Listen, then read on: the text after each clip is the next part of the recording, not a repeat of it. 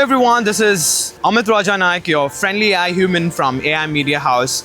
Today we are in Orlando, Florida, where the real action in AI, security and cloud is happening. Welcome to Susecon 2025.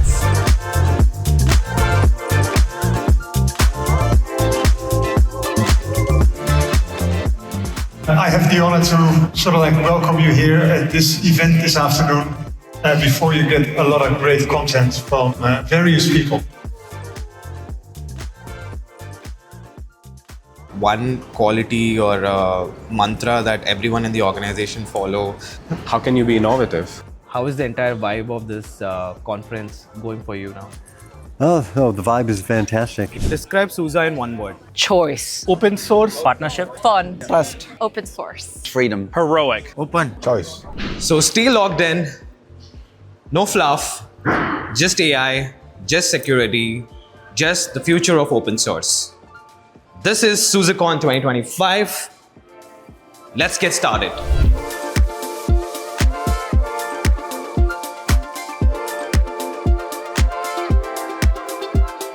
We have a vision to make SUSE AI the platform of choice for all AI applications.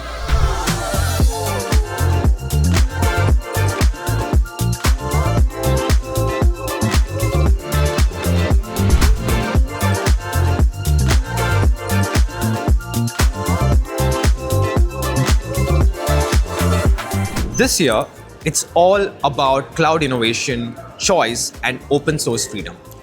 Let's dive into some of the biggest takeaways from Susecon 2025. But don't you think like too much choice is overwhelming for enterprise? And how do you solve that? As I shared, right, Yeah. the world of AI is evolving very fast. Yeah.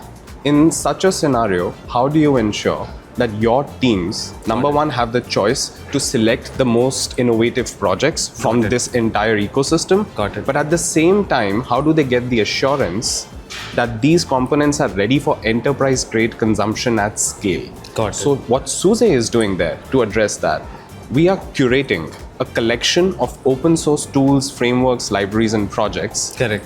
Those are trusted components that are built via SUSE secure supply chain.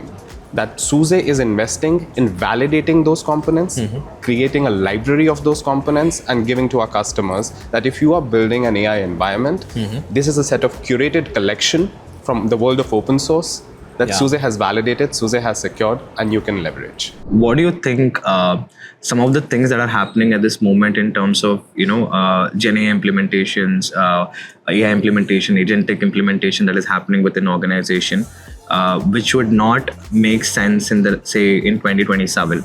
And what is that confidence or the secret sauce that SUSE has that knows that this would be not relevant at this point in time, but it'll matter when you are in 2027? That's off. I think that's the first part is the hardest question Correct. that exists, Okay. right? Actually, I was talking a little bit about this earlier, but from a different angle. It's because a large part of a CTO or technologist role is figure out when is something ready Correct. to be applied to problems, Correct. and what's relevant Correct. to be applied to problems. Because sometimes there's two or three things Correct. that you could apply to a problem, and something is relevant for 6 months and Correct. then is gone. Correct. In AI, man, that is hard to say. I'd say everything Correct. Yeah. that we do today will be irrelevant in 2025 because it's Yeah. because it's changing so fast. Correct. Right? Yeah. Say you're an entrepreneur. How do you use SUSE AI platform, and what are the specific area that you would try to solve? So goes back to the problem that's happening in the AI market, right? Yeah. There's a wild west out there. There's no question about that, right? In the AI market is now Yeah. is still emerging.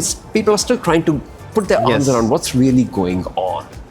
Many of these low-code, no-code tools that have emerged to build those agentic workflows, they are basically a black box. A developer can go ahead and deploy something very quickly, but not fully understanding what's actually happening underneath the covers. Yeah. They want the observability to be able to visualize that AI application that they are building.